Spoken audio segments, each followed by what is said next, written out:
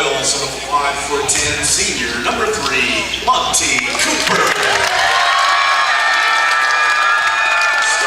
Good evening, ladies and gentlemen, and welcome to Jackson High School for the 3A District Semifinal game. District 1 here tonight, game 1 of our 2-game doubleheader. This first one featuring the Edmonds-Woodway Warriors and the Lynnwood Royals, followed by the Glacier Peak Grizzlies and the Arlington Eagles. I'm Mark Ockett, and joined tonight, making her debut right here back at home where she belongs, the one, the only, Christy Kingma joins us. Christy, good to see ya. Thank you so much for having me. I'm so excited to get this underway and looking forward to a couple good games. Absolutely, and I'm glad we were able to get all our agents and negotiators together to get you here tonight, and we are going to have a lot of fun with this. You certainly know what this building's all about. We're going to go ahead and take a quick break, and then we're going to look at the starting lineups for tonight's game. Game number 1, featuring the Edmonds-Woodway Warriors and the Lynnwood Royals right here on Fox Sports 1380 and STSPN.com. All right, so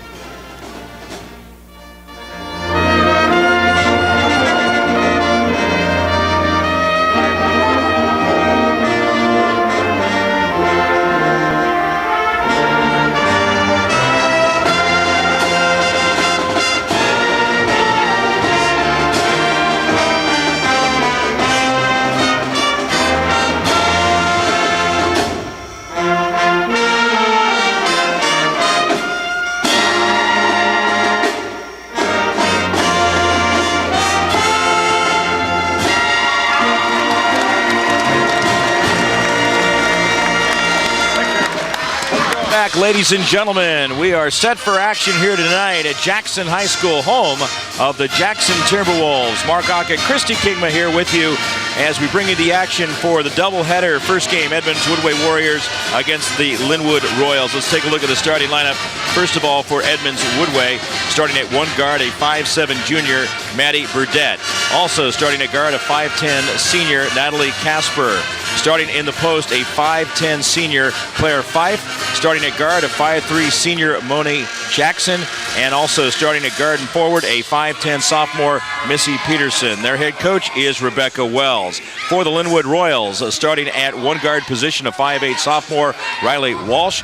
Starting in the wing position, a 5'10" senior, Monty Cooper. Also a wing, a 5'10" junior, Jordan Edwards. In the wing, a 5'10" junior, Michaela Pivick. And a guard, a 5'4" senior, Danny Hayes. That's for head coach Everett Edwards. And Edmonds-Woodway will be in lavender uniforms. Lynnwood will be in white. Lynnwood's going from our right to left, and it is Edmonds-Woodway going from left to right. Is Chrissy. We have no time to get talking too much. We'll talk during the games, but they're ready to go out there as a tip is controlled by Lynnwood. They will drive towards the basket. Going for the hoop is Riley Walsh, and it looks like she got fouled right out the gate, and there's your first opportunity for color. I like the aggression right off the tip. Obviously, with these teams having played twice before, they know each other's tendencies. They know the player personnel. And just to be aggressive, I think, is the key for both teams. And Lynnwood comes right off the gate, takes it to the basket. Riley Walsh comes in hard and gets fouled. She makes her first foul shot. 1-0 is the score, and the foul that time was whistled against Edmonds-Woodway's Moni Jackson. Next shot is good. So 2-0. And Lynnwood won the first two games between these teams. First game was at Lynnwood. The second one was at Edmonds-Woodway as the Warriors have the basketball and try to bring it out of backcourt. With the ball is Jackson.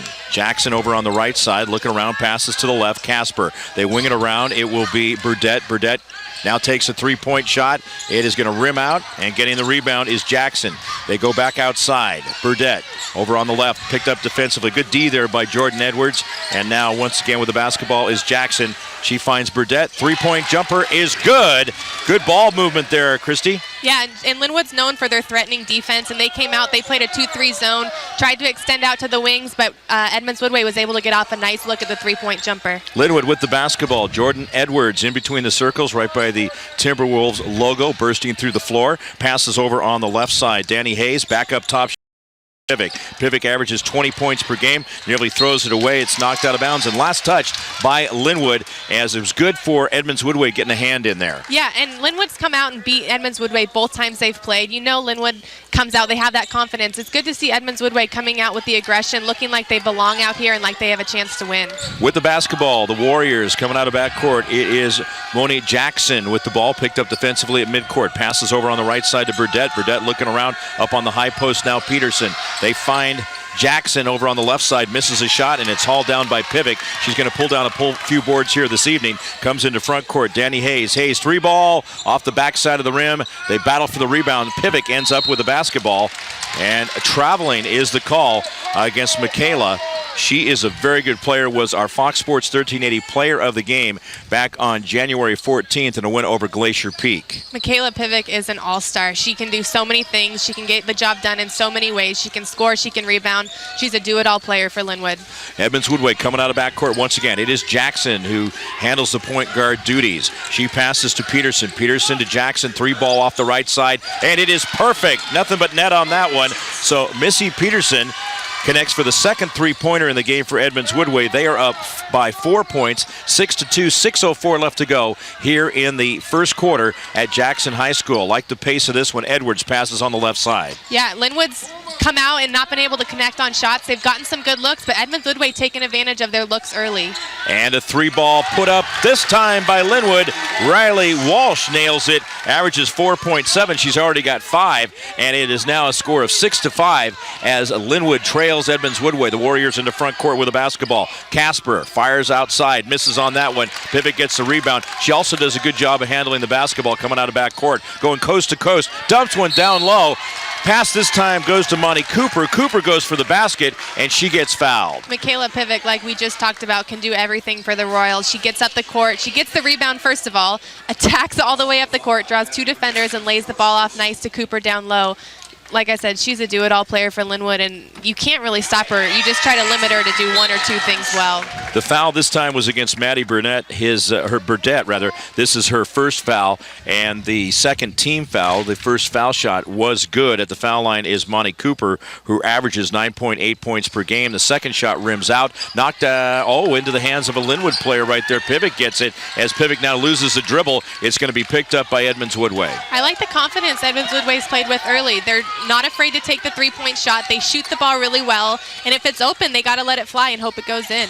Warriors with the ball in front court again with the purple uniforms on, white numbers, and there's Jackson, long-range three ball, used a little bit of the rim and got that one to drop in as Jackson gets her first three ball of the game, and it is 9-6. Edmonds-Woodway up by 3, 4:54 to go in the first quarter. Jackson shooting it deep. She just has no conscience right now, shooting it from 2 or 3 feet from behind the line. Out way far outside. Jordan Edwards, a three ball off the pass from Walsh, and Edwards hits their second 3 of the game to tie it at 9. How about this one? The pace of this game is awesome. You like to watch this game where the ball's going in, shots are getting up, high tempo game, exactly what fans want to see. Jackson with the basketball, picked up defensively by Walsh. Now outside the arc, and now starts moving towards, passes the left side. That will be Casper. Casper with the basketball to Peterson, drives into the basket, misses on the shot. Rebound quickly hauled down by Kelsey Rogers, and then a whistle right away there, Christy.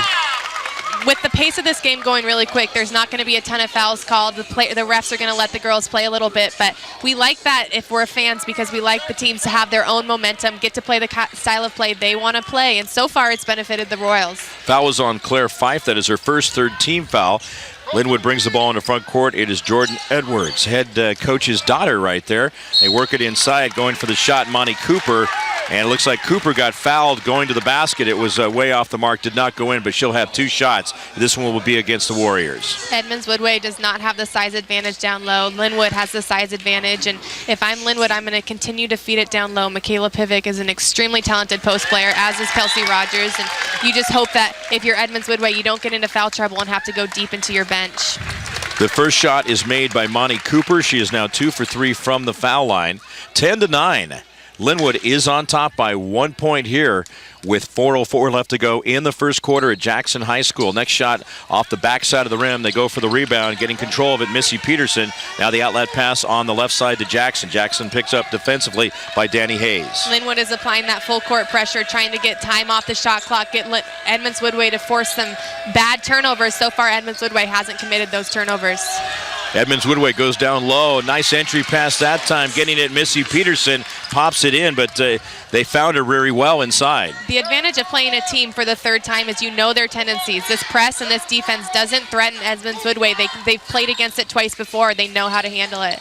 Up top, Pivic with the basketball. Pull-up jumper, foul line extended, right side, no good. Peterson gets the rebound. Here she comes, slows it down a little bit, does a 360, and then dribbles out of backcourt with a bounce pass right side over, this time to Jackson. Jackson picked up by Jordan Edwards. Good matchup of 11-10 as Edmonds-Woodway leads by 1 point over Lynnwood.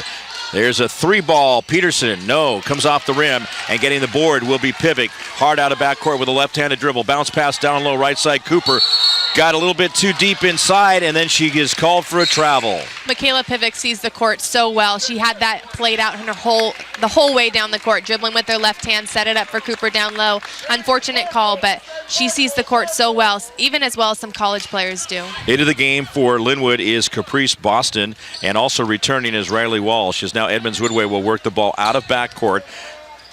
Jackson will finally bring it forward as she took a step back. Now what they're just thinking to get the ball into her hands right there. Isn't that the case? Yeah, and she's done a great job handling the pressure. It's not phasing her yet, and hit some deep threes. I want the ball in her hands too. There's a pass from Woolley over to the left side to Natalie Casper, and Casper buries a 3-ball. It is their 4th 3-pointer of the game. Edmonds-Woodway off to a very good start against second-ranked Lynnwood. They lead 14-10, 2:38 on the clock here in the first quarter. A timeout has been called. You are listening to STSPN.com and Fox Sports 1380 Western Conference District 1 girls basketball. Stay tuned. Great job. And you blast out the gate. I love it.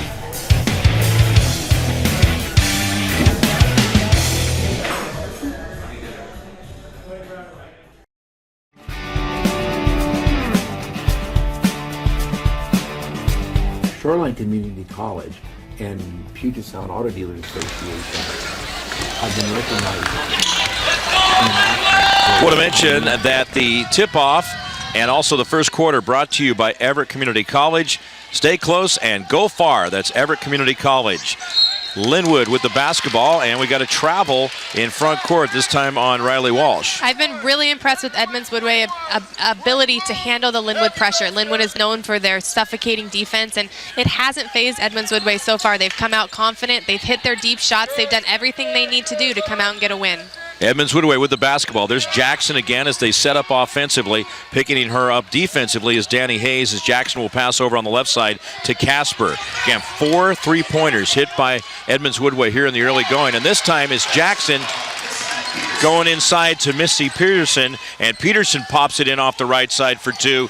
She now has 7, a miss on the other end. Peterson doing it on both ends, and she gets the rebound, and here comes Edmonds-Woodway out of backcourt, and the pace continues. This is fun. This is awesome, and Lynnwood looks like to be the team a little flustered right now. They're putting up the quick shots, but Edmonds-Woodway is the one that's settling down and knocking him down. Peterson missed a shot. They kick a pass out to Casper, and Casper buries a 3-ball. It is 19-10. Edmonds-Woodway by 9 points. Dropping it in this time, though, on the right side.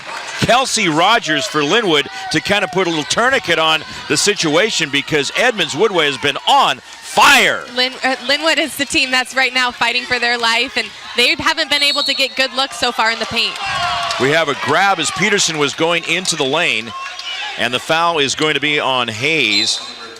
That will be her first and the first team foul. There are 4 team fouls that have been whistled against Edmonds-Woodway so far. 1:19 left to go in the first quarter, and the Warriors lead the Royals 19-12 on Fox Sports 1380 and STSPN.com. With the basketball, Edmonds-Woodway. There's Jackson taking a 3-ball off the back side of the iron. They fight for the rebound. Monty Cooper ends up with it, slows things up. Now passes on the right side to Boston. Boston will come out of backcourt. I like that Lynnwood doesn't have the traditional lineup in. They have girls that can get the rebound and go. It enables them to get out on the court easy, get up on fast breaks, and break possession quickly. There is Lynnwood down low. Monty Cooper, and we got a 3 in the key. Lane violation called against the Lynnwood Royals with 53 seconds left to go in a very fast-paced first quarter. It's been extremely fast-paced, and Edmonds-Woodway, like we've talked about, has come out like the team that's confident. They've lost twice to Lynnwood. They have nothing to lose. They've come out behind Moni Jackson's 3-point shots and proven that they belong out here. Well, Jackson was going with a pass over on the left side, aiming for Casper, a bit high and errant. It goes out of bounds, and it will be Lynnwood basketball as they have a chance to get a little bit closer, trailing 19-12. And Pivic, who's one of the best players in Westco, if not the best, has been quiet in this quarter. You look, I'm Lynnwood, I'm looking to go to her as my go-to player. She's pulled down a couple 3 rebounds, but no points as of yet. They go over on the left side. Jordan Edwards behind the back a little bit. Nice ball handling. Now passes right side to Boston. This time finding Kelsey Rogers, who misses on a step-in shot, and the rebound quickly hauled down by Katie Woolley. Here comes Edmonds-Woodway out of backcourt. 10 seconds on the quarter clock. Shot clock is dead in front court. Woolley, now she'll dish off. They work it around the right side. A back up top, it goes to Woolley. 2 seconds, 1 second, and it's deflected away at the very end by Monty Cooper as time will run out here at the end of 1 quarter. Our score in a very exciting, fast-paced first quarter is Edmonds-Woodway 19, Lynnwood 12. Mark Ockett, Christy Kingma will be back with the second quarter right here on STSPN.com and Fox Sports 1380. Stay tuned.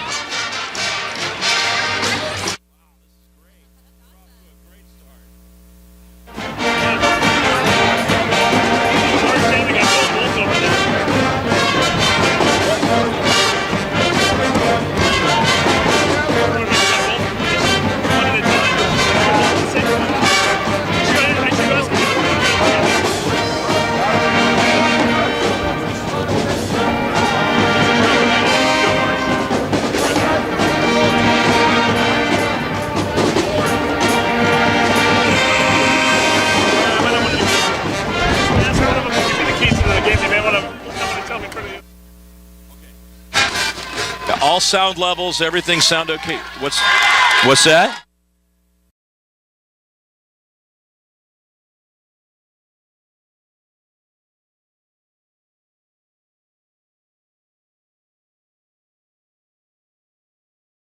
Brought to you by IRG, Physical and Hand Therapy. Christy Kingma making her debut with us here, and the first of hopefully many over time here on Fox Sports 1380 and STSPN.com. Mark Ockett with you as well. We've got Brandon Hamilton as our in-studio producer. There's Jackson with the basketball for Edmonds-Woodway. They lead by 7 points, 19-12, here to start the second quarter. And again, good ball movement, Christy, as they just keep working it around, but they got to start thinking shot. 2 on the shot clock. There's Jackson, fires one way from outside. The buzzer goes off, but it drew iron, and so Lynnwood gets the rebound. They'll play forward. I think part of Edmonds-Woodway game plan on the offensive end is not to rush shots. They know Lynnwood is suffocating on defense. They're going to try to move the ball around, get Lynnwood to make a mistake on defense, and look for the outside 3-point shot to open up. Lynnwood now working it around from left to right. As Pivic pulls up with a shot, it's going to be short. Peterson going for the rebound. Almost was a jump ball, but she got out of traffic. Comes the other way, escapes Pivic, goes to the basket, and is fouled going in. Was she fouled for sure? Yes. She hits the ground, but that was a great drive by her to draw the foul. Yeah, a tough drive. And like we've talked about in the last quarter, Edmonds-Woodway's come out and played tough. They've come out, they've hit shots. They haven't hit every shot, but they've come out and proven that, hey, Lynnwood, you've beaten us twice, but this is a new game. It is hard to beat a good team 3 times, and Edmonds-Woodway's a good team. Lynnwood has their hands full tonight. Monty Cooper called for the foul. That is her second team foul. Foul shot is good. The first one by Peterson, and now the second one is good as Missy Peterson has a total of 9 points in the game. She had 7 in the first quarter, including a 3-pointer. And Lynnwood with the basketball. They work it right side now. Monty Cooper. Now she goes deep in the corner to Danny Hayes. Back up top to Rogers. Rogers looking around, looking inside. Pivik cutting through that time. Nice matchup with Peterson and also Pivik as the shot is fired up. No good, but there's Pivik to get the rebound and pop it in right out in front, just over Peterson to make it a 21-14 game. Yeah, Peterson has her hands full tonight. Pivik is a low, down low, can offensive rebound like with the best of them. Exactly what she did. She wasn't getting looks from the offensive end, so she creates her own offense with an offensive rebound. This time, Edmonds-Woodway firing from way outside. Casper missed on the shot. Peterson ends up with it to Jackson. Jackson had one in the cylinder, but it came out. Cooper goes to try to save it. It's knocked off an Edmonds-Woodway player. I believe that went off Casper, and so it will become Lynnwood basketball as they have a chance to trim that deficit down. And back into the game will be Riley Walsh, averaging 4.7 points per game. Walsh has 5 so far from the first quarter, a 3-ball and 2 foul shots. Those shots looked so good for Edmonds-Woodway. Went in and out. They need to continue to look for those shots. They'll fall if they keep getting those looks. Rogers has it taken away from her by Jackson. Jackson quickly out of backcourt. Dishes one off left side to Casper, who wasn't quite ready for it. Now up top, Peterson fires a 3-ball. No, that's going to come away. Peterson ends up with it as it was tapped out to her, and Jackson will get it up top. It's going to be thrown away to Cooper. Cooper picks it off. Little stutter step dribble. Drives to the basket. Right side. Lays it up. No good. There's Edwards with the follow. Puts it back up, and she is fouled as the shot does not go in, but she will have 2 shots. That play was totally set up by Monty Cooper. She wasn't the one that connected for the free throws, but she's the one who got the ball, attacked hard, got the ball up on the net. Jordan Edwards got the rebound, able to put it up. I like the hustle Monty Cooper just showed on that last possession. Claire Fife called for the foul, her second. That is the 15th foul. Jordan Edwards at the foul line. She has 3 points so far first quarter. This is her first trip to the line, and she makes her first foul shot. And that could be a key factor, as it so often can be, making those foul shots. And so far in this game, the Lynnwood Royals are 5 for 7 from the foul line.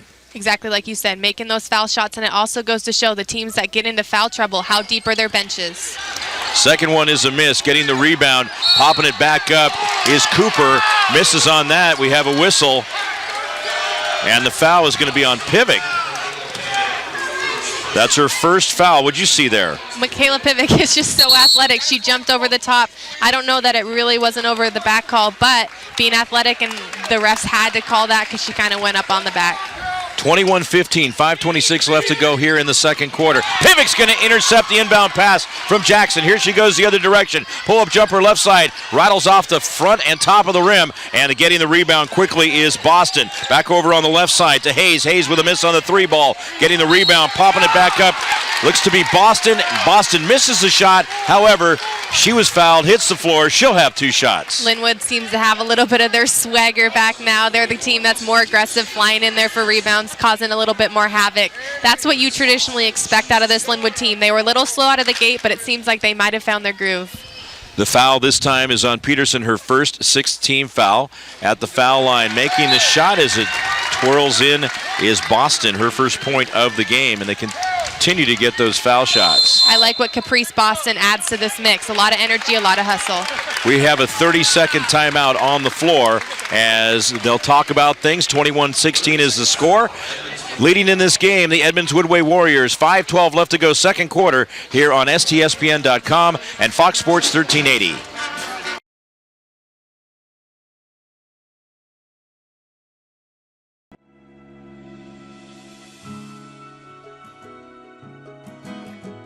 We all want to protect our gift of sight, which is why regular eye exams are so important.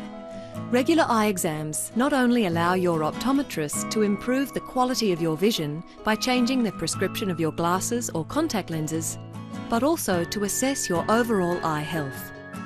Even if you see clearly now, it does not mean your eyes are healthy or won't change over time. Great run here, and then went on to the University of Washington, where it just continued. And did you have any aspirations, or did you get to play some overseas? I was going to, ended up having career-ending knee surgery, but being back here brings back some great, great memories. I'm sure it does. Boston hits the next one, and it is now 21-17. Look at that. The 9-point deficit's down to 4 for Lynnwood, and they're not done yet. What a great atmosphere so far. High-paced game, fun pace. missed shot driving through was Maddie Burdett. Here comes, and Lynnwood got the shot as she missed it, and then it's going to be picked off the other direction. Getting it back is Missy Peterson, and here they go. This time Casper to Jackson. Jackson between the circles. Picked up defensively by Hayes. 4:44 left to go in the second quarter. There's Peterson. Shot at the foul line, rattles and comes off the rim. And this time it's Pivot getting the rebound. She has great command coming out of backcourt. She makes so much happen as I say that, and one. How about that? Goes the distance, drops it in, and is fouled. No hesitation by Michaela, and she will have one shot to make it a 1-point game. The foul was on Peterson. That's worth noting, Christy, because she now has 2, and it's 17 fouls against Edmonds-Woodway. Lynnwood only has 1.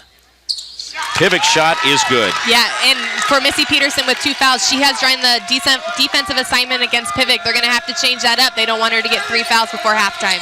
Edmonds-Woodway with the basketball in front court. It's Casper. Casper loses a handle on it, but good defense causing that by Jordan Edwards right there. And you sense the momentum starting to change. It was with Edmonds-Woodway early, now coming back to Lynnwood.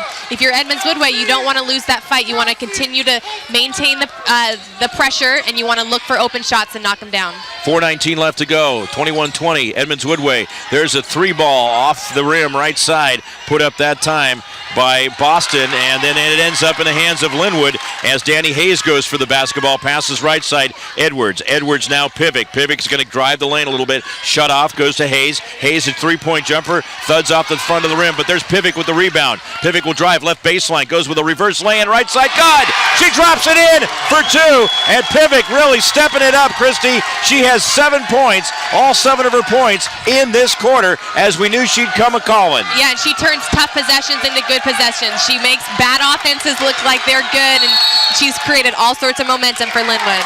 Well, the head coach of Edmonds-Woodway jumping up and down. She wanted a timeout and finally gets a full timeout here in the second quarter, brought to you by IRG Physical and Hand Therapy. We'll take a timeout as well. And Lynnwood has taken the lead 22-21. Keep in mind, they were down 19-10.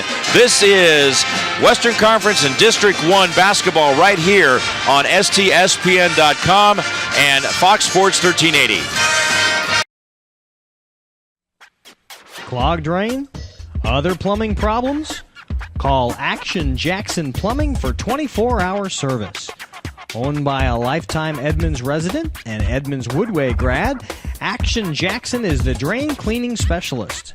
They can unclog most internal drains for only $99 plus tax. Call 425-877-5601 or visit actionjacksonplumbing.com. 38 to go in a very fast-paced, fun first quarter. Edmonds-Woodway and Lynnwood in this 3A District 1 semifinal game. 22-21. Lynnwood is leading by 1 point. They were down by 9 at 19-10, but they've come roaring back, Christy. I like the swagger that Lynnwood's kind of developed. It seems to be the swagger they played with all year. Michaela Pivot obviously being the front runner behind that. Well, they go to inbound, and some trouble right there as going for it was Woolley. Katie Woolley couldn't hold on to it, and some by footsteps behind her, too, and tied in on her. It's going to be Lynnwood ball. And Edmonds-Woodway's keen on Michaela Pivot, but if I'm Lynnwood, I keep going back to her. She got me this close back within the lead, and I'm going to keep going back to Pivot. There's Jordan Edwards with the basketball in between the circles. Right-handed dribble now as she tries to work Jackson. Passes over on the right side. Danny Hayes, 3-point jumper. Good! She drains it from the right side, about a foot off the line, and it is 25-21. Biggest lead of the game for Lynnwood here with 3:06 to go in the quarter. But coming right back the other direction, Maddie Burdett, she drops it in for 3 to make it 25-24. Lynnwood heading the other direction, and a travel call. Lynnwood's ability to hit the 3-point shot opens it up down low for their big post players, and on the other end, Edmonds-Woodway's ability to hit 3-point shots makes Lynnwood's pressure not so daunting. It allows them to kind of settle into their offense and pick the shots they want. 3 minutes exactly left here in the second quarter. 25-24. Lynnwood up by 1 point. Peterson with the basketball. Passes, and it's almost thrown away as this time getting it Woolley. Works it out of backcourt to Peterson, who also, for a big girl, handles the ball well. Drives to the basket, puts it up, comes off the rim. And right there is Pivot racing out of backcourt with the dribble. Right-handed, almost fouled coming out of backcourt by Woolley. Passes left side. Cooper with a shot off the rim. Missing off the mark. Pivot gets the rebound. rebound, throws up an underhanded shot, and in the process gets fouled. If nothing else, she was trying to get that. She is so scrappy. Those rebounds, she has no business getting those rebounds, but she uses those long arms, her athletic ability to keep possessions alive for Lynnwood and hopefully capitalize here on the free throw line. So the foul this time is on Burdette. That is her third. And team foul number 8. Pivic is at the foul line. Makes the first foul shot. She's 2 for 2 from the line, having a great second quarter offensively. Now has 8 points, did not have any in the first quarter. Averages over 20 points per game. 26-24, 2:37 left in the second quarter. Next one on the way is good. She's got a great-looking foul shot, too. Yeah, great-looking foul shot. If I'm Lynnwood, keep feeding Michaela Pivic. She is just working so hard right now, getting good looks at the basket and creating good opportunities on the offensive end. Look at this trap is with the basketball. Woolley tried to bounce it off one of the Lynnwood players, but it blows up on her. Getting control of it is Monty Cooper. Yeah, Monty Cooper has the ability to change the game. She's so quick, she's so long, getting her hands in there, creating a steal for Lynnwood. Cooper with the ball in front court. They work it around the perimeter, right side. Now it is Edwards. Passes left side, Hayes. Quick ball movement. Cooper, 3-ball, comes in and out. That was a tough lucker right there. And Peterson with the rebound. And she has 6 rebounds in the game. Pivic with 7 so far. 1:58 to go in the second quarter with the basketball. In front court now is Woolley. And tight defense again. They've been really putting the heat on. Peterson gets it. And then coming through this time is Bakken, Leah Bakken. And she got blocked with the shot attempt that time by Lynnwood. Lynnwood gets the ball coming out of backcourt and a foul. Part of what the Lynnwood defense does is it creates you to make quick decisions. It's hard to know what shot to take. He makes bad shot selection. And if I'm Edmonds-Woodway, my ability to hit shots on the outside pulls that pressure off a little bit, calms me down. So Edmonds-Woodway needs to continue to look to hit those outside shots and have good shot selection.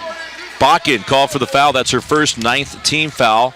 And going to the foul line with 1-1 is Monty Cooper, who is 2 for 4 from the foul line so far. Gets set to go. 1:48 left here in the first half. First foul shot is good. Now she's had a tendency of making the first of 2 and missing the second one. 4-point lead for Lynnwood. Can get their biggest lead of the game right here. Here's the foul shot. It is going to be good. Now she makes them both this time. All her points from the line. She has a total of 4. Edmonds-Woodway going to come out of backcourt. There's Peterson with the basketball. Leaves it back now. Jackson's going to get a handle on it. Moni Jackson kind of creates that calmness in the backcourt for Edmonds-Woodway. When she has the ball, it kind of seems like their team gets at ease.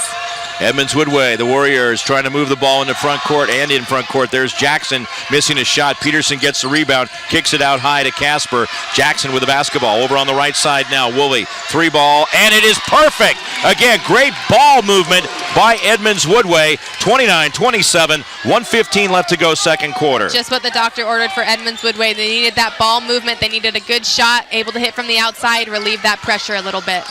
There is Lynnwood going with the pass over on the left side. Hayes now will find Rogers. Rogers misses a 15-footer left side. Peterson once again with the rebound, and she'll leave it back for Jackson. That seems to be the combination that's worked so well. Get Peterson with the rebound, right to Jackson. Oh, almost stolen by Pivic as Peterson gets it. Those passes just almost getting picked off many times tonight, but they barely are getting them through threading the needles. Now it's knocked out of bounds last touch by Lynnwood. And Peterson needs to be careful with under a minute left in the second quarter, not wanting to pick up her third foul. Edmonds-Woodway will inbound.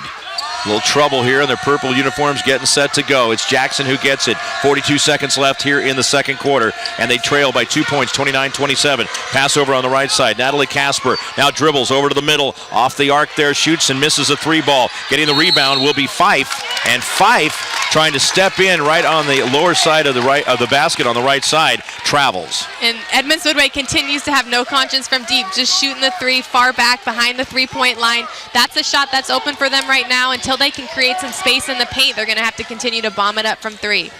This gym is electric with the district playoff atmosphere. There's Jordan Edwards, 3-ball, came off the rim, and trailing to pop it in will be Pivic. What a great move. She cut through the lane and was perfectly in the spot she needed to be and popped it back home for 2. It's back to a 4-point lead. Not many high school players can make that play. Michaela Pivic, so athletic and so confident with the ball.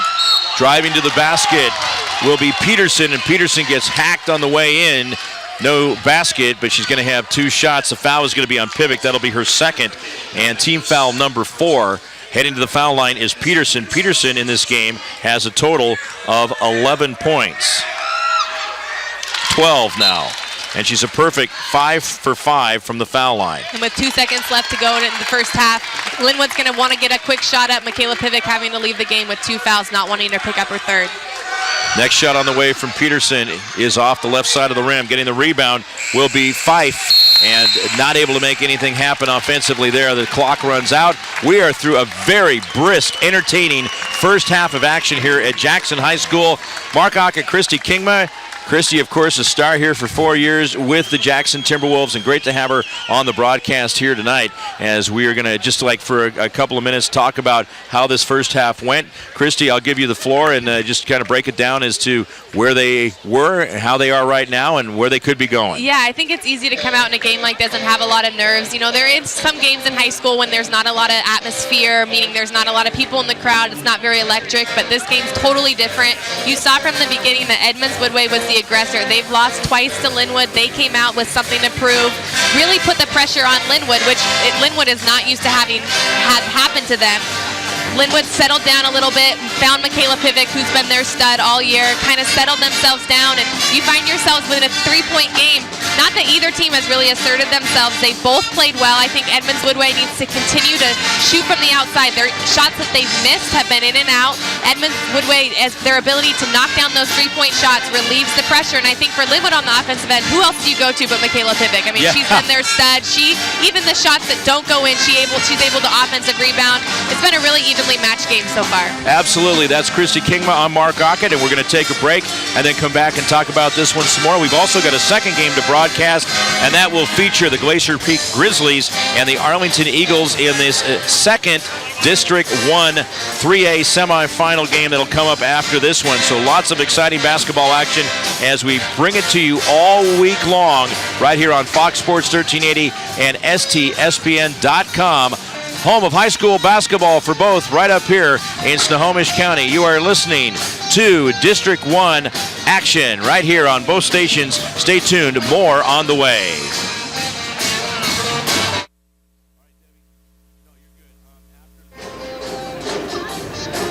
And we're here on STSPN. Great to have you aboard. Halftime, 31-28.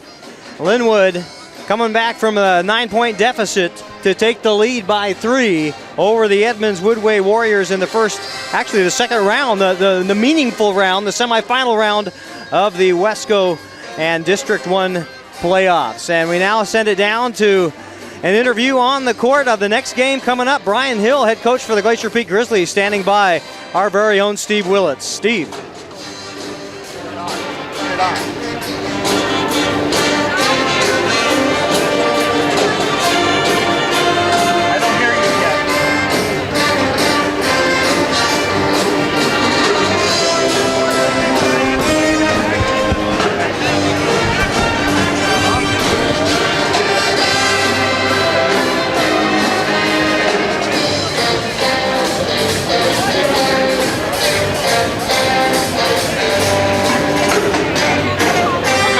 Can you hear it?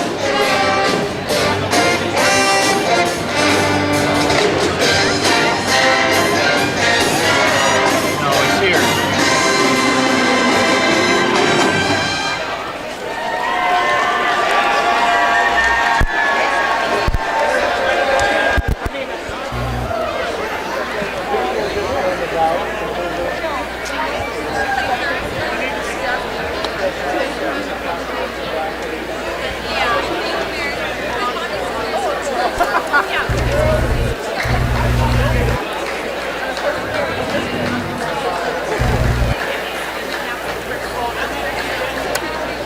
I don't think it's on. It's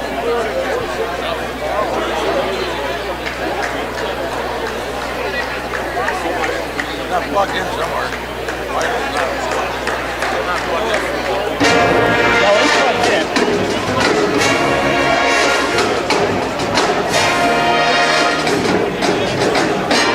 Hey! Go check to make sure he's got the button all the way up. What's this? That's because it's on auto. So it.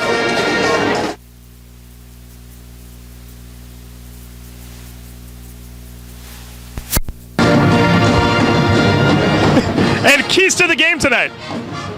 We got to make sure that we handle their pressure because they're going to come out as pretty much full court the whole time, and we got to take care of the ball, not make any sloppy turnovers, and see if we can attack them on the offensive end. Well, great. Well, I'll let you get back to it. So, again, very next game right after this, we'll be broadcasting it live on STSPN.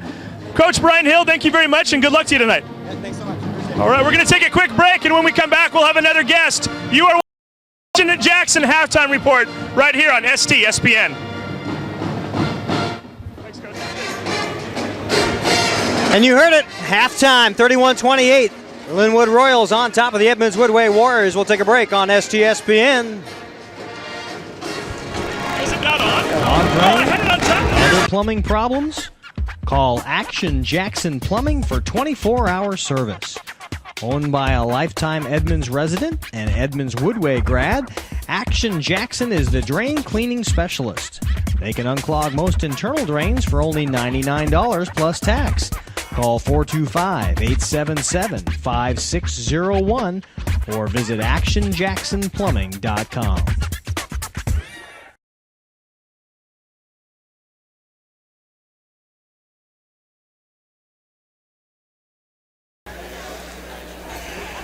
We're back on the Action Jackson halftime program here on the STSPN, your home for Wesco and District 1 playoff basketball. We now head down to Steve Willits, who's standing by with Joe Marsh, the head coach of the Arlington Eagles women's basketball team. Steve, take it away. Thank you, Keith. And this time we have the microphone on. We're good to go.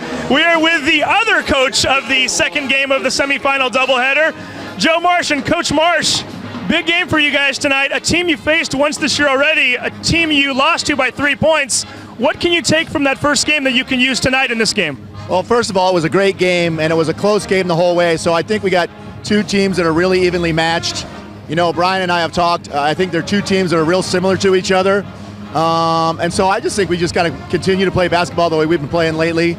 And, you know, we always talk about doing what we do. You know, obviously there's some things we got to deal with Glacier Peak because they're really, really good. We're just going to come out and play Arlington basketball. Now, I've got to ask you, too, because I noticed you were talking to Brian Hill during the game, during the entire first quarter. What did two opposing coaches talk about when they're talking during the game before their own semifinal game? Well, first of all, we're talking about how tough this district tournament is. It's crazy with all these great teams and only 3 of us getting out of this thing. So, I mean, we're just talking about basketball. That's what coaches do. So we're fans, too. So it's nice to watch other teams and see what they do. I mean, is this the toughest district tournament you've ever seen? Yes, it's ridiculous, really. I mean, there's really probably 5 or 6 really good teams, and I think it's a crime only 3 are going to get out because I think there's multiple teams in this bracket that make a run in the state tournament and do really well. So, you know, but that's what it's all about. It's that time of year. You got to play your best basketball and win games. So. Now, I asked Coach Hill this a moment ago. He has a young team, a lot of sophomores, a lot of girls who haven't even seen tournament action. You've got a couple of players on your team, at least 2 players that saw state tournament action in the Tacoma Dome. How does that change the complexion of the game for you in terms of them having that experience? Well, it's huge. I have 2 starters from our state final game 2 years ago, so they're still here. One's a senior, one's a junior. I have a bunch of kids. We were young last year. We went to Tacoma with a really young team, so all that experience, and we talked about it last year and this year, how it pays off down the road, especially this time of year. So, you know, those kids, we've been here before. You know, we've won district semifinal games. They did what they're supposed to do. And so it really, as a coach, you really feel comfortable with these kids because they know what it's all about and they know how to do it. So it helps a lot. Well, again, Coach, we appreciate your time. Best of luck tonight. Thank you very much. We'll see you in that next game. So again, that's Joe Marsh, the head coach of Arlington.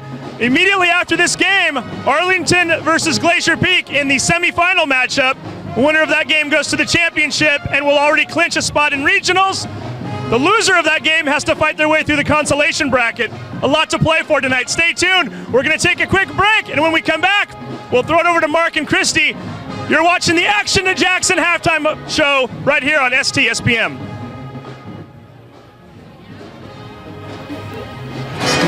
Steve, the thing I like to hear more than anything out of that entire interview is the fact that these coaches are fans first, and how can you not be at a district level when the matchups are this good, this tight, and there's so much quality basketball to be played. Is just remarkable. As you guys mentioned, that only 3 teams get the pleasure of moving on past this district playoff. We'll take a break again on STSPN. You're watching the Action Jackson halftime show. We'll be back. Clogged drain? Other plumbing problems? Call Action Jackson Plumbing for 24-hour service. Owned by a lifetime Edmonds resident and Edmonds-Woodway grad, Action Jackson is the drain cleaning specialist. They can unclog most internal drains for only $99 plus tax.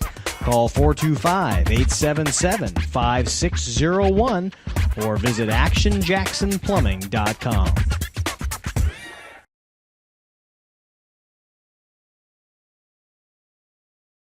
Lynnwood Royals coming through with the leading scorer being Michaela Pivick. She had no points in the first quarter, 11 in the second quarter, and then Riley Walsh with 5-4 for Monty Cooper, 4 for Jordan Edwards, 2 for Kelsey Rogers and Caprice Boston, and 3 for Danny Hayes on a 3-ball. Edmonds-Woodway 9 for 25 in shooting from the field. Lynnwood 8 for 29 in that first half. And wow, we are ready to go. I tell you what, might as well just have a treadmill right here for us because it is fast-paced, but that's what we like, as Lynnwood will have the basketball, and they are going from our left to right in their white uniforms with black and gold as part of the color scheme. Thanks for being with us here tonight. First game of our doubleheader. Christy. Yeah, and Edmonds-Woodway opens up in a man-to-man defense, but they are extremely keen on Michaela Pivick, not wanting her to get a touch. Obviously, Lynnwood wants her to get the ball, so look for that matchup between Peterson and Pivick to play dividends. Walsh gets the basketball, drives, and misses a tough luck one there. Right there, comes off the rim. Picked up by Burdett. Burdett with the outlet pass ends up with Jackson. Jackson into front court now. Backs up a little bit, looks around, passes left side. These are two good teams out here. Missy Peterson with the basketball. Now over on the right side to Casper. Casper drives the lane, kicks out a pass to Burdett. Pull-up jumper, 3-ball is good! Great teamwork once again! And Edmonds-Woodway moving the ball around. They're able to get the three-point shot up like they were in the first half. Lynnwood needs to be able to identify that. That's what Edmonds-Woodway wants to do and close out quicker. We are tied for the second time. 31-31, 7 minutes exactly left to go here in the third quarter. Missed shot and the rebound pulled down by Peterson, her 8th of the game. Halftime brought to you by Skagit Bank, and the third quarter brought to you by Glass by Lund. Thrown out of bounds, it will be Lynnwood ball. What were they trying to do there? They're trying to figure that out themselves. Exactly. Not a great pass by Jackson up top, but I like that Edmonds-Woodway is still continuing to shoot the three. They're going to live and die by the three, but hey, if it's going in, they got to do it. Pivick with the basketball, steps in off the pivot and drives in nice and easy, lays it with a player on her, and that gives her now a total of 13 points in the game. We are in the third quarter, 33-31. Lynnwood is leading by 2, and Edmonds-Woodway throws it away. This time it was Peterson going on the left side for Burdett, and it just didn't work out. Well, right now you see that pressure is starting to get to Edmonds-Woodway. It wasn't in the first half, but you see their pressure is making them make silly passes and unforced turnovers. Driving this time for the basket will be Jordan Edwards. Edwards puts it in off the left side, has 6 points in the game, and it's a 4-point for Lynnwood, and the pressure defense applied now by the Royals. But it's broken by Edmonds-Woodway. Peterson went to the basket, missed the shot. They battle for the rebound. It's knocked around and finally touched last by Lynnwood. Getting her hand on it was Riley Walsh. Tried to catch up with it, but the ball found the out-of-bounds area first. Well, just like in the second quarter, Lynnwood's come out with the energy. They're the one attacking the basket. Edmonds-Woodway able to hit a 3 early, but have made silly turnovers the rest of this half. We got a hack as Jackson got the inbound pass, and tied on her was Danny Hayes. Hayes is going to be called for the foul, and for Hayes that will be her first team foul here in the second half with 6:01 left to go against the Lynnwood Royals. None for Edmonds-Woodway so far. Jackson with the basketball, passes right side. Good defense, and staying with her is Hayes. Yeah, Hayes is quick. She's tough to the ball, but I like that Edmonds-Woodway starting to move the ball around a little bit. It gets easier shots, better shot selection. Jackson twirling around with a 360, drops a pass down right side Burdett. Burdett got out of traffic, dribbles around now, passes it, loses it. That's going to be picked up by Walsh.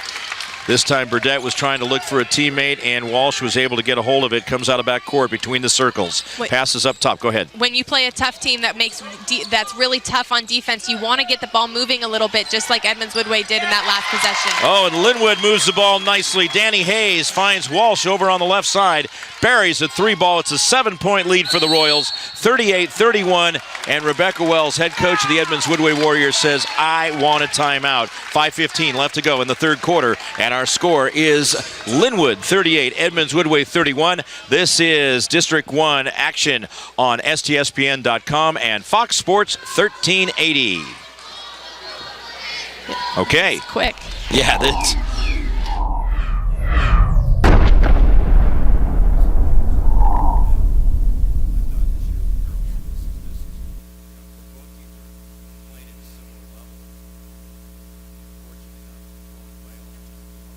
Clog, drain, or other plumbing problems? Call Action Jackson Plumbing for 24-hour service. Unclogging most internal drains for just $99 plus tax. Call 425-877-5601 or visit actionjacksonplumbing.com.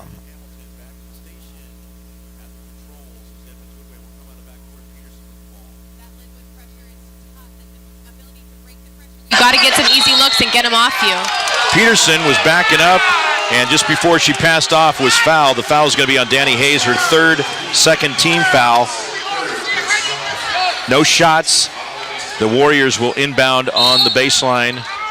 In for Lynnwood will be Kelsey Rogers, whose averages 9.8 points per game, but with the 3 fouls, Danny Hayes is going to spend a little time on the bench. I like the look Rogers gives you. It allows Pivik to play outside on the wing. When she plays on the wing, it stretches that defense and it opens up the lane for others. There's a 3-point basket attempt by Casper. Missed on that one. They pop another one back up. They're no good, and there's Pivik with her 9th rebound of the game. 4:55 left to go in the third quarter, and Lynnwood with the 7-point lead. Chance to add to that, could put it in double figures with a 3-ball. I like that look with Pivik on the wing, too. Like I said, Kelsey Rogers going in and adding some size down low. It opens up the 3-point line for Lynnwood. There's a miss by Jordan Edwards on a long 3-ball, and getting the rebound is Peterson. Here she comes out of backcourt, also with 9 rebounds. Passes over on the left side, Casper. Back up top, Jackson. 20 on the shot clock, 4:30 on the quarter clock. Over on the right wing now, Burdett. Burdett looking around and then bounces one to Peterson up high, and they're cutting through the lane. Getting the basketball, putting up a shot is Claire Fife.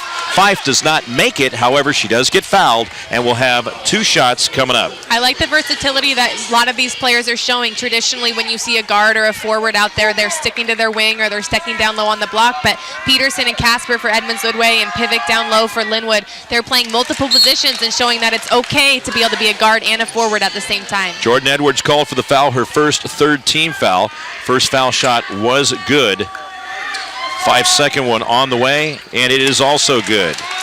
So 38-33 is the score, and the head coach of the Lynnwood Royals wants a timeout. Everett Edwards, we will take a timeout as well. 4:22 left to go in this third quarter, brought to you by Skagit Bank. And our score is Lynnwood 38, Edmonds-Woodway 33. This is District 1 action on Fox Sports 1380 and STSPN.com.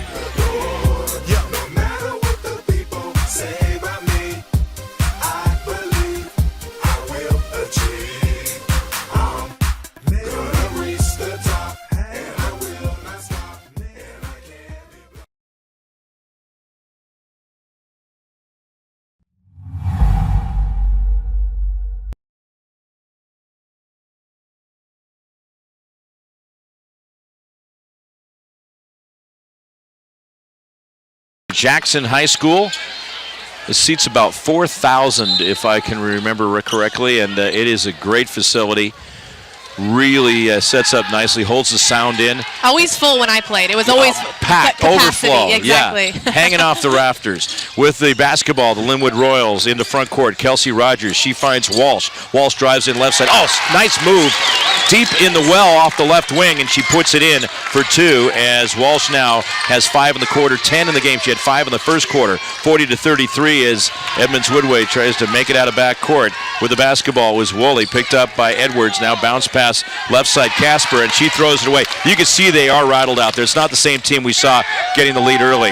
Bounce pass by Monty Cooper to Walsh. Walsh, no problem, laying it in right side, good, and it's a 9-point lead for the Royals. 42-33, 3:33 left to go in the third quarter. And when Jackson doesn't have the ball for Edmonds-Woodway, they are rattled, but I like the versatility that Riley Walsh is adding for Lynnwood. She's solid, she has great body control, getting into the lane and finishing strong. Warriors with the basketball in front court, down by 9, and bounce pass to Peterson. Peterson now drops it off, this time to Fife. Fife misses the shot. Peterson gets the rebound, her 10th of the game, and they keep it alive, but it is a 9-point deficit with 3:07 to go in the third quarter. Jackson with the basketball, driving into the lane. Bounce pass left side. She goes to Fife. Fife goes to the basket, no doubt about that one. She got hacked and will have 2 shots. This foul is going to be on Kelsey Rogers. It will be her first and the 4th team foul. And Christy, no team fouls against Edmonds-Woodway. That could play a factor down the stretch. Yeah, you're exactly right. Lynnwood is so long on the defensive end when they come out in a zone or even in a man-to-man. They are so long, it makes it really hard for Edmonds-Woodway to get good looks at the basket. But when Jackson has the ball at the top, it seems to kind of calm them down. And when they get the ball moving, they have much better shot selection and able to hit from the outside. First shot was good by Fife. She's 3 for 3 from the foul line. 42-34. Next one on the way off the backside of the iron. And the rebound will be grabbed by Kelsey Rogers into the game for Edmonds-Woodway. Maddie Burnett, and for Lynnwood will be Caprice Boston. 2:53 to go in the third quarter. An 8-point lead for Lynnwood. They come into front court. Pivot gets the ball, and it's knocked away by Edmonds-Woodway player. Right there was the Katie Woolley kind of looking guilty there, and she got called. Lynnwood's gone on a little bit of a run. Edmonds-Woodway's ability to kind of withstand that run and not dig themselves in too deep of a hole will allow them to stay close in this game. Lynnwood with the basketball. They go inside to Rogers. Kicks it out left side, Edwards. Lots of time on the shot clock now. They go right side with the basketball, Boston. Boston misses one off the rim, but there's Pivot. Pivot gets the rebound. Missed once. Puts it up a second time. Missed that one. Tries the third time. Lost the handle. Edwards gets the ball back. Puts it up herself. Misses. But then right there will be Boston. They just keep getting cracks at it. Tight defense in the corner. Finally, it will be Pivot getting control back up top. They go to Rogers, and it is Walsh as they slow it down and get a great hand from the crowd. What a run right there. No baskets, but they ate a lot of time off the clock, and they keep the basketball. Incredible hustle play, and especially by Michaela Pivot. 2 or 3 defenders on her, still getting her hands on the rebound. Rogers goes for a shot, and she gets fouled. So somehow, some way, they might actually get a couple of points out of this, as the foul will be on Claire Fife. She has 3 fouls. Second team foul, and at the line with 2 shots will be Kelsey Rogers. 2 points in the game. That's from the first quarter. This is her first trip to the line, and the shot is good. One of the reasons Lynnwood is such a talented team and held in such high regards within the state is their ability to fight for every ball, every rebound. Michaela Pivot relentlessly attacks the glass, as does Kelsey Rogers and Monty Cooper. They just have so many assets and so many people that can attack the glass. They never leave possessions empty, and that's why they're so good. Missy Peterson will depart. Leah Bakken will come in for a bit to spell Peterson. The next shot on the way is good. Nice form. Perfect by Kelsey Rogers. Foul shots are so important, as we mentioned, as Edmonds-Woodway will inbound, and I just can imagine all the hours upon hours that you spent working on those. Foul shots are crucial, and for some reason, some players are good and some aren't. Picked off is going to be Caprice Boston. She finds Edwards.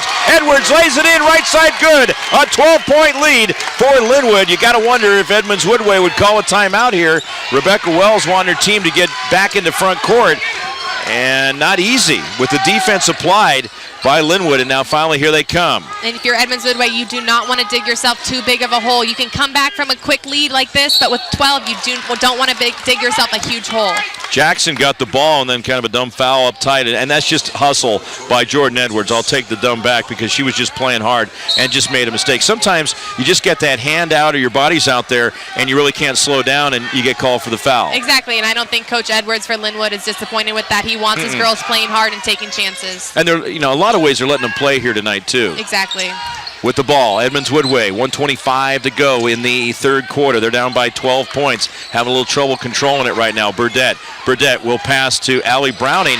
Or make that to Missy Peterson. Missy Peterson with a 3-ball. It is good, and it is 46-37. Did they need that one? Oh, they desperately needed that shot, and Michaela Pivot quickly checks back into the game. Missy Peterson has done such a great job on the offensive end for Edmonds-Woodway. They need someone to match up with her. Monty Cooper passes over on the right side. They work it around. Now finally getting it down low is Rogers. Missed a shot, and it's kicked out to Walsh. Over on the right side they go. Boston inside to Rogers. Turnaround jumper right out in front is good, and it is 48-37, an 11-point lead for Lynnwood. Their biggest lead has been 12. Biggest lead of the game for Edmonds-Woodway was 9 earlier. They got up to a 19-10 lead, and then Lynnwood started coming back on them. I like that Lynnwood went into Kelsey Rogers multiple times. Rebecca Wells wants to call a timeout. Timeout over on the Edmonds-Woodway bench. This is a full timeout. Again, the quarter brought to you by Skagit Bank. Mark Ockett with you along with Christy Kingma, and we will take a quick timeout. Be back with more. This is STSPN.com and Fox Sports 1380 coverage of District 1 basketball. This is the 3A Regional.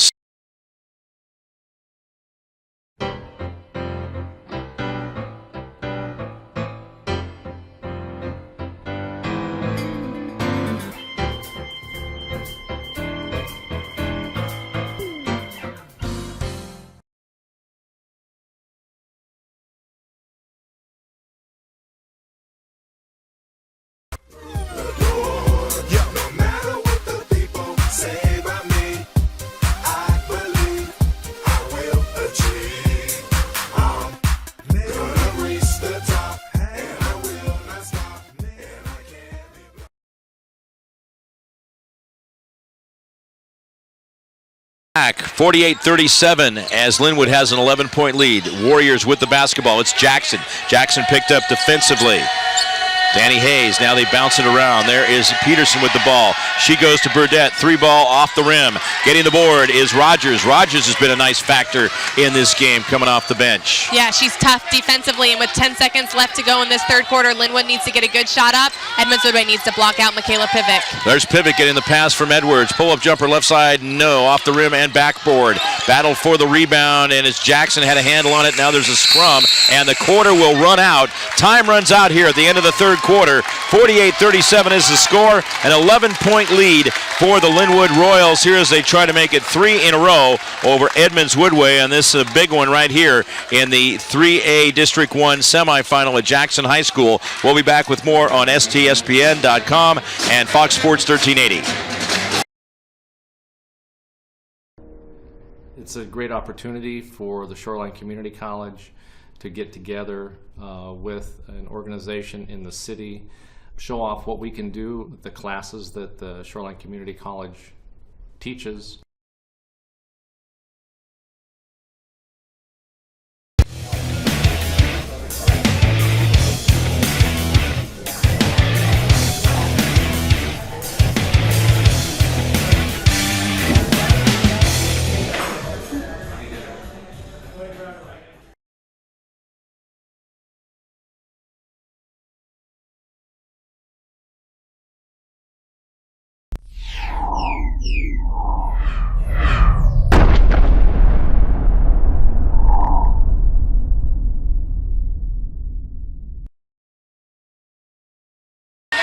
Here we go, fourth quarter action on Fox Sports 1380, brought to you by Lake Stevens Ace Hardware Store.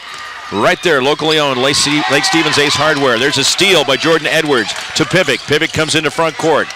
Now right in front of the foul line, passes to Edwards. Quick pass over on the left side, Hayes. Hayes toying with a shot, toying with her opponent. Casper now pushes a pass up high left side. Edmonds-Woodway, their ability to come back in this game is going to be not to turn the ball over and hit outside shots. Edwards misses a shot off the left side, fights for the rebound, gets it from Casper, and now Lynnwood will keep the basketball. Driving is Rogers, laying right side two.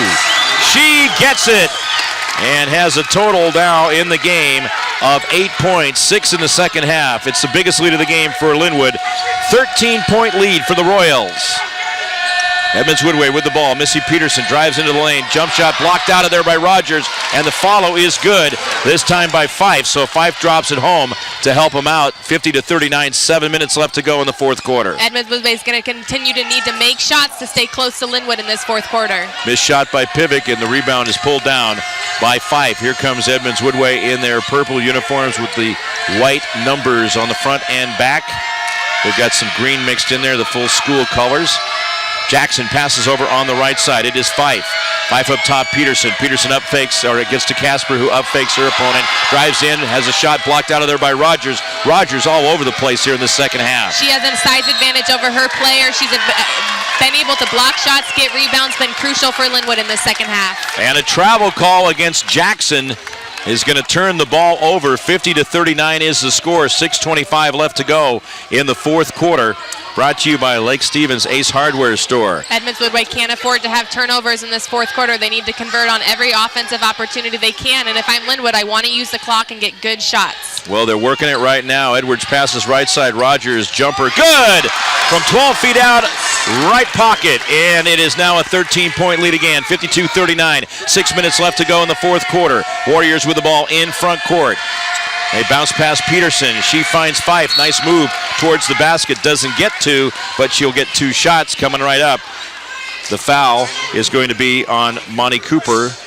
That will be her second and the 6th team foul. 2 shots on the way for Fife. Just what Edmonds-Woodway wants. They want to score from the line when the clock isn't running. If I'm Lynnwood, just like then that last possession with Kelsey Rogers, I want to use the clock. I want to take good shots. I want to move the ball around. Edmonds-Woodway can't get flustered on the offensive end. They need to continue to attack the basket and look for the three-point shot. First shot by Fife was good, and the second one is no good. Pivot gets the basket rebound, and now comes the other direction with it into front court. It's Cooper back over on the right side. Danny Hayes. Hayes between the circles, passes up top. Pivot, who comes out there nicely on the high post, tries to work, now steps in a little bit, dribbles left baseline, loses the ball, out of bounds. It will be Warriors basketball. The turnover against Pivot, and into the game is Katie Woolley. You see that Lynnwood is wanting to use the clock. Obviously an unfortunate turnover by Michaela Pivik on that last possession, but they're comfortable using the clock and not getting their first shot. Warriors with the basketball, trying to come out of backcourt. Danny Hayes picking up Jackson. Jackson loses the dribble a little bit, now finally gets a handle on it again. Moves into front court, but the clock a factor. 5:20 to go in the fourth quarter. They trail by 12 points. Pass over on the left side. Burdett drives in, bounce pass towards the middle into traffic. It's picked off by Edwards. Edwards in a thread the needle, gets it to Pivik. Pivik down low, left baseline. Rogers puts a shot up. It looked like they got a piece of it there, Christie, or close to it. But then Lynnwood ends up with the basketball. It's Edwards, 3-ball, and perfect! Jordan Edwards nails it. Her second 3-ball of the game. She has a total of 11 points. And her 11 points have been quiet, but they've been crucial. They've come at big points in the game when Lynnwood needs a bucket. I also like what Danny Hayes is doing for Lynnwood, not scoring a lot, but providing a lot of pressure on Moni Jackson. Peterson, tough luck there too. It comes out of the rim and it goes out of bounds. Last touch by Lynnwood, so a little break for the Warriors, but still 4:41 left to go in the fourth quarter. And they trail by 15 points. This is the biggest lead of the game for the Lynnwood Royals. Edmonds-Woodway needs to be careful. If they can't score in the next couple possessions, this game's going to be out of reach with the number of possessions that Lynnwood will slow it down to. It's a 5-possession game right now. Peterson with the basketball. 3-point jumper. Good! Missy Peterson with her third 3-ball of the game has 18 points in this one. Missy Peterson keeping Edmonds-Woodway alive. They desperately needed that 3-point bucket. They're going to look to go to her these last few possessions of the game. Peterson just a sophomore. There's Pivik driving left side, dumps a pass off to Rogers. Great move as she drew the defenders in on her, Christie, and then Rogers popped it in. What can Michaela Pivik not do? She has great court vision, rebounds well, shoots well. She is a fantastic player for Lynnwood. 57-43, a 14-point lead for the Royals. Here comes Jackson into front court now. Passes over on the left side. That is Burdett. Burdett double-teamed up high. Time a factor, 10 on the shot clock. There's Peterson, drives in, and she carried the basketball. Danny Hayes continuing to provide unrelenting pressure for Lynnwood. She hasn't scored a lot like we just talked about, but she's provided lots of pressure, forced Edmonds-Woodway to create unnecessary turnovers and gotten the ball back for Lynnwood. Lynnwood will inbound up by 14 points. They can certainly take time off the clock. 3:37 left to go in the fourth quarter. They lead by 14 points. Riley Walsh will pass to Edwards. Edwards up high. Now passes over on the right side, Pivik, as they just kind of rotate around. Exactly like you talked about, wanting to use the clock, take their time, run the clock down, get good shots. There's Walsh, puts the 3-ball up, and it twirls in and drops. Walsh connecting for her third 3-ball of the game. 60-43, a 17-point lead. And this is certainly not looking good for the Edmonds-Woodway Warriors. It would take some kind of miracle the way Lynnwood is playing right now. You're exactly right. Riley Walsh stepping up, hitting a huge 3. That seems to be the kind of shot where if you're Edmonds-Woodway, it might have just been your last opportunity. There's a 3-ball, a miss by Fife. Lynnwood gets the rebound. It will be Edwards, and Edwards will slowly walk it out of backcourt. Jackson's going to pick her up near the midcourt line. Pass over on the right side to Hayes. Now they go to Pivik. Pivik looking around, and just great how they come out and help each other over around on the circle, moving around with the rotation. You're exactly right, wanting to use the full shot clock, put up a 3 like they did that last possession, and like if you're Edmonds-Woodway wanting to close out and not let Lynnwood score. Inside, Rogers gets it. What a great basket on the entry pass from Hayes as Rogers drops it in. She's got 8 points, Christy, here in the quarter, and having herself a big game. 62-43, 19-point lead for the Royals. She's been on the back end of really nice passes by her teammates and finished down well. Peterson with a rainbow 3-ball, good. That's her 4th 3-pointer, but that's a big shot, but too late. Yeah, a little bit too late. If you're Lynnwood, they're not going to have enough possessions left for Edmonds-Woodway to come back unless they foul and put Lynnwood on the free throw line. But it looks like Lynnwood is happy just to run out the clock.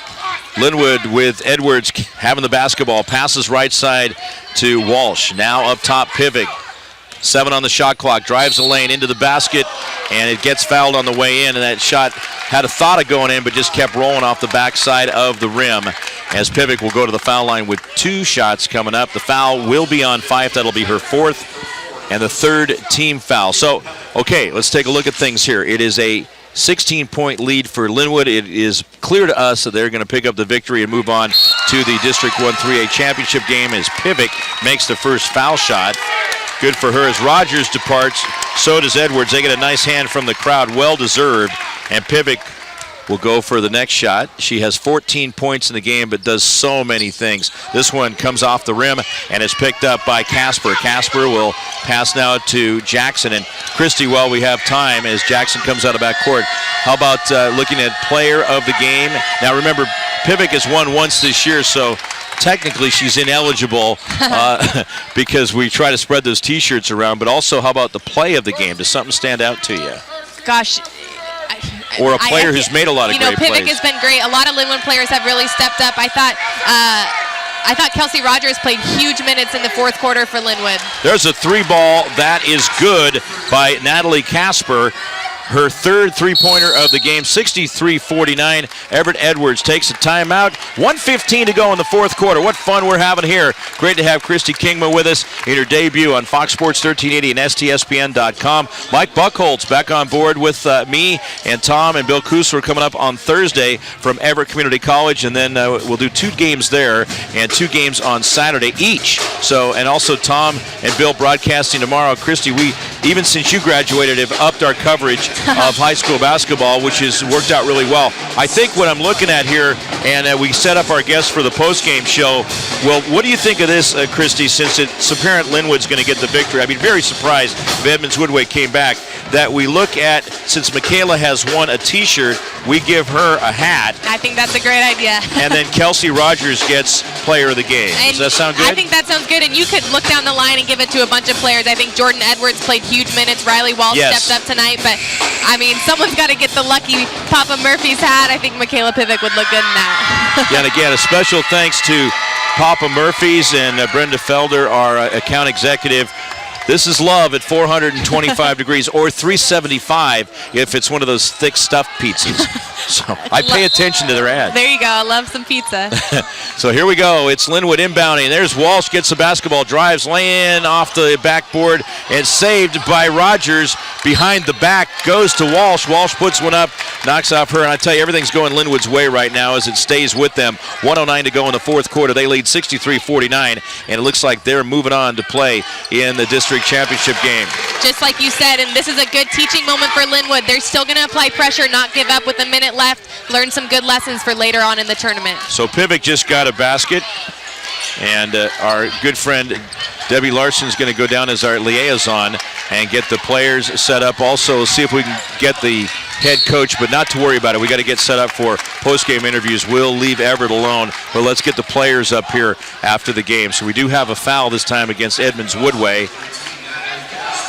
That is going to be on Casper, her first 4th team foul.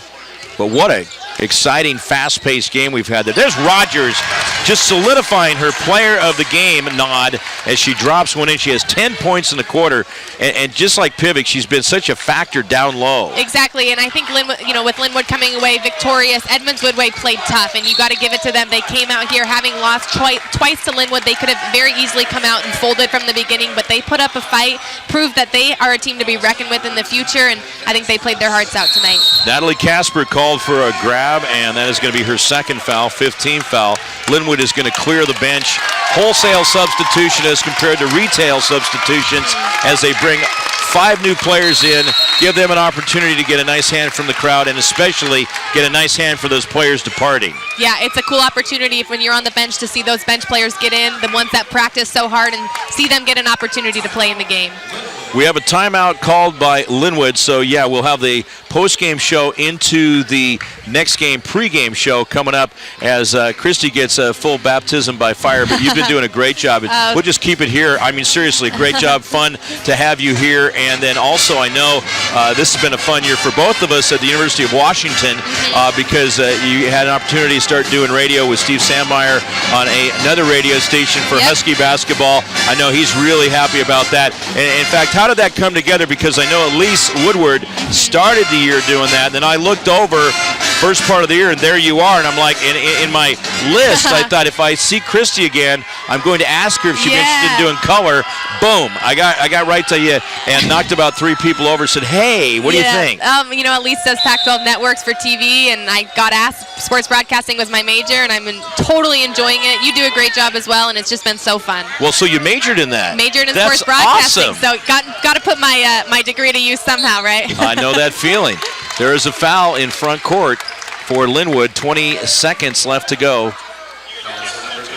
That foul is on number 13, they say, Natalie Casper. That is going to be her 3rd and the 6th team foul.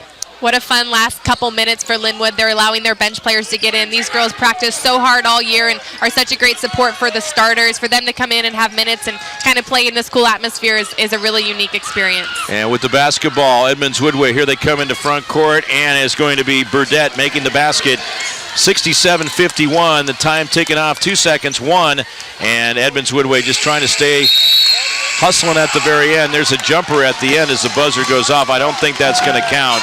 It will not count. The final score is the Lynnwood Royals 67 and the Edmonds-Woodway Warriors 51. Mark Ockett along with Christy Kingma.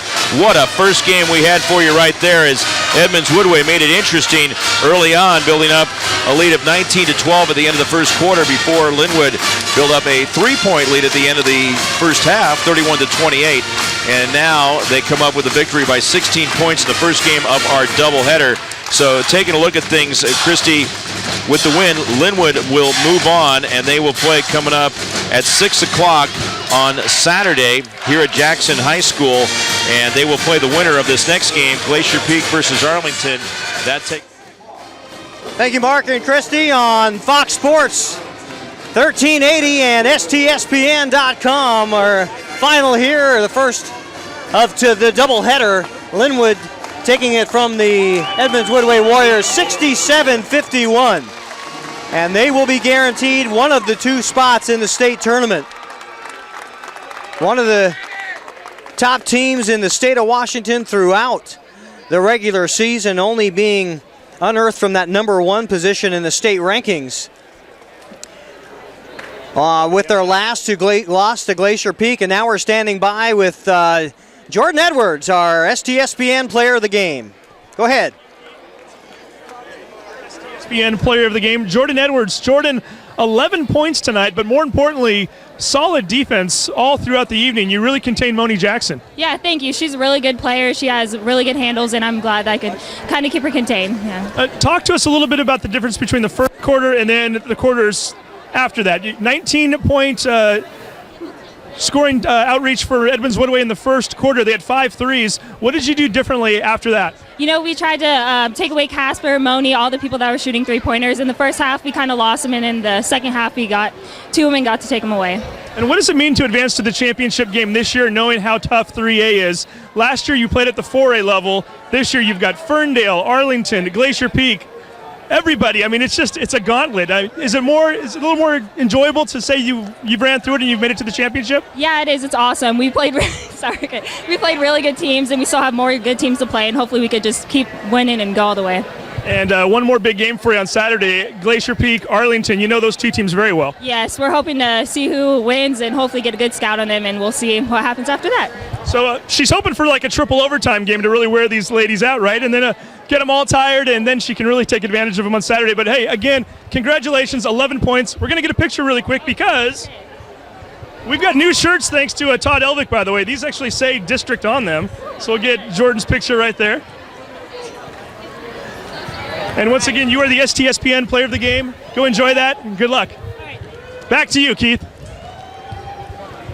Thank you much, Steve. What a ball game. A 16-point win by the Lynnwood Royals.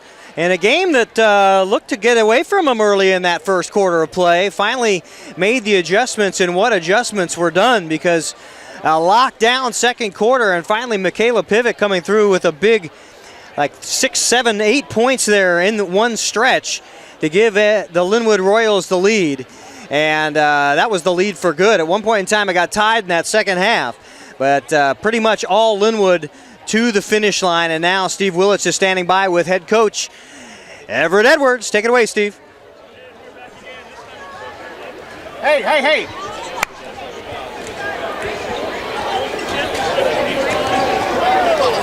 I don't hear him. We're going to get you on here just a second. And here we go. Championship one more time. Congratulations. What did it take this time?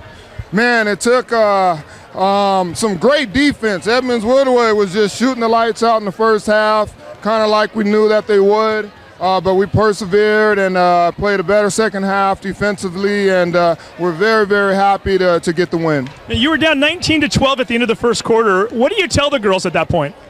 You just got to buckle down. All the things we went through this summer, the trip we took down to Oregon, playing some new teams and facing adversity, and this was an adverse situation for us. And we just really buckled down at halftime, and we came together, and for us to finish that second quarter strong was very important for us to be able to go in to the halftime with the lead, because Edmonds-Woodway kind of outplayed us, or at the very least outshot us.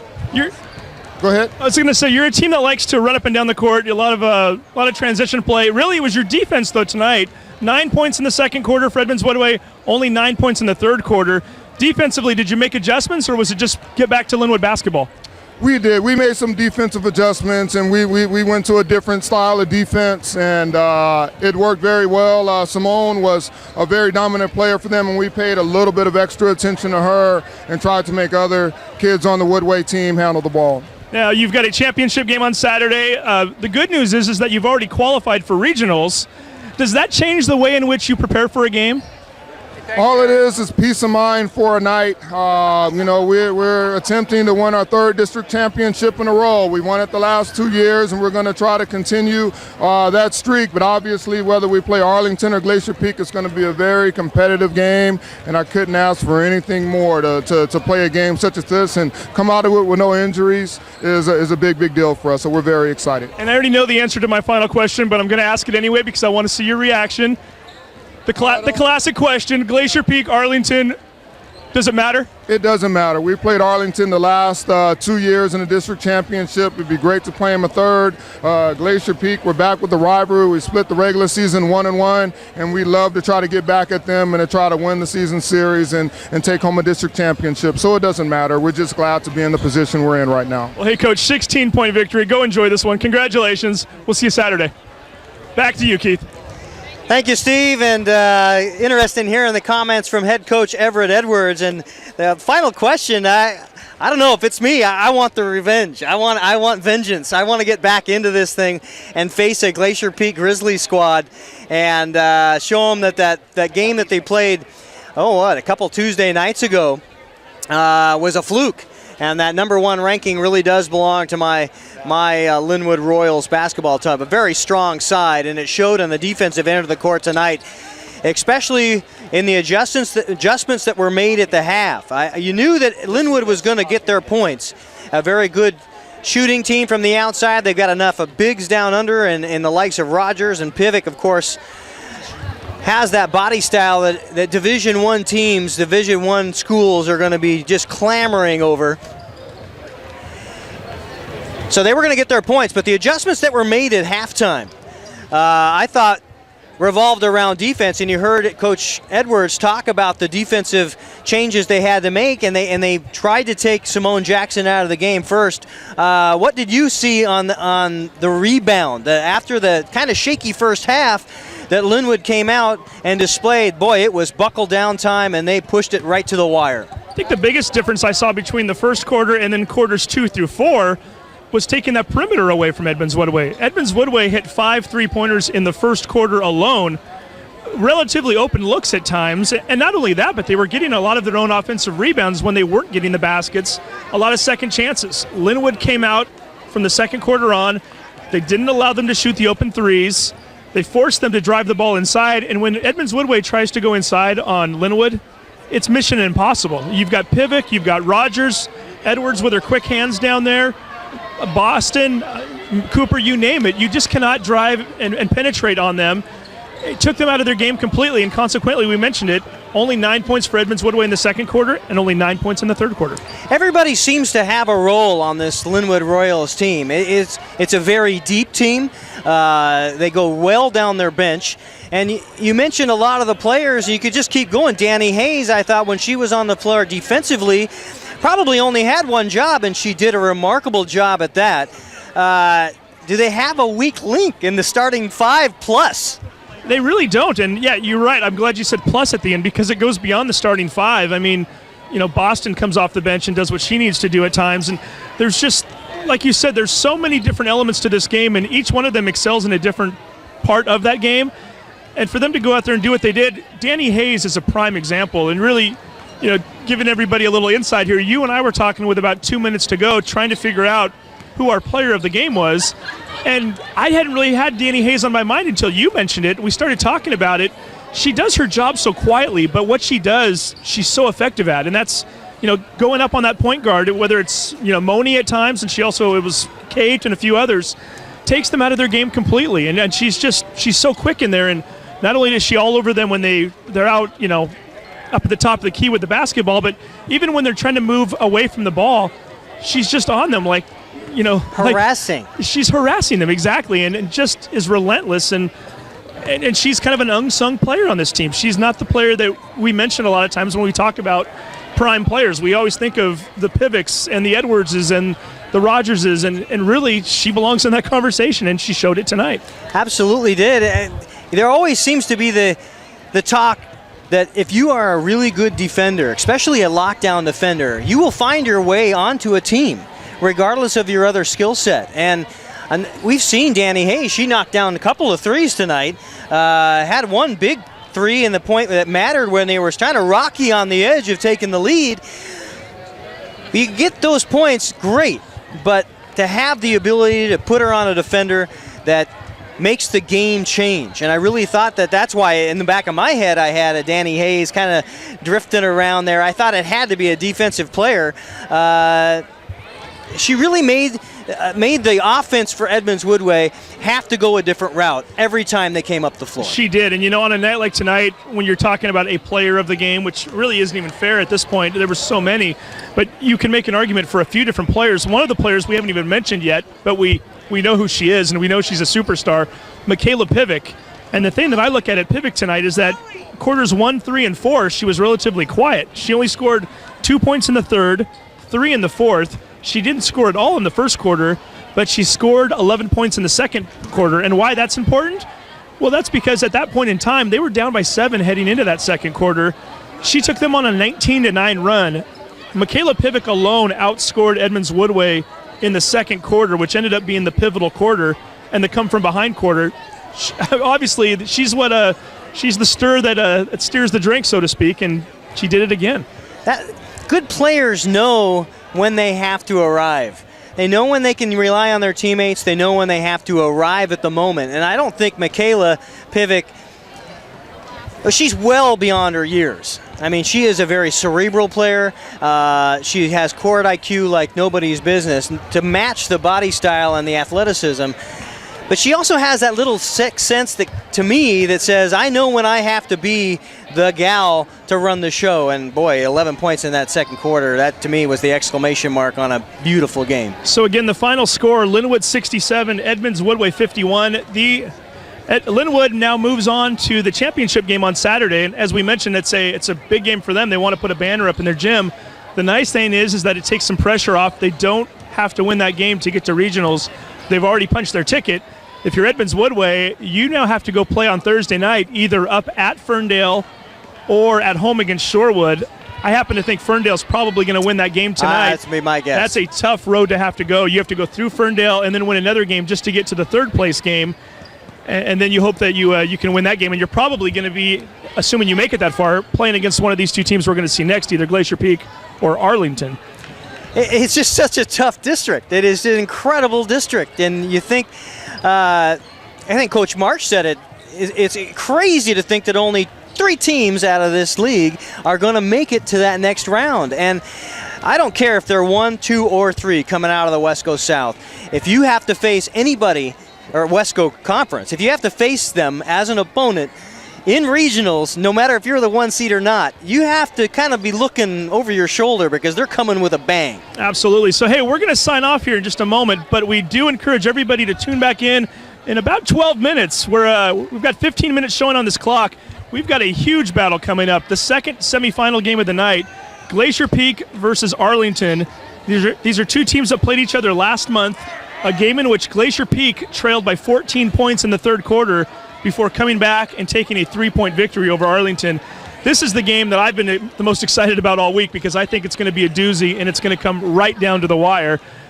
The last one did. The last one, it yeah. came right down to the wire, and the way that Glacier Peak is playing basketball right now, having beaten Arlington, having walloped Edmonds-Woodway, kind of a closer game than I would have expected up in the first round up at Ferndale. I think it's all bets are off with these teams playing as well as they do, but my edge, I think, just having watched Glacier Peak play the last 2 weeks of basketball, that's who has my edge, I think. It sounds kind of funny to say this because they both have records that are, 18-2. These might be the 2 hottest teams in the league right now. A lot better, but Arlington, when you start to look at their scores, how they've defeated Stanwood, how they defeated Shorewood, they are on fire right now too. These 2 teams right here, they're both vastly improved from just a month ago. So stay tuned. So again, we're going to take a quick break right now. For Todd Elvick, for you, Keith Neely, I'm Steve Willits. We're going to be back in about 10 minutes. Come on back in. We're going to have another simulcast for the second game. You will be joined by Mark Ockett along with Christy Kingma for the call. And then you and I, Keith, we will get everybody up to speed at halftime and after the game as well. We'll fill in the gaps. We definitely We're here will. for you. So we'll sign off for now, but we'll be right back. You're watching STSPN.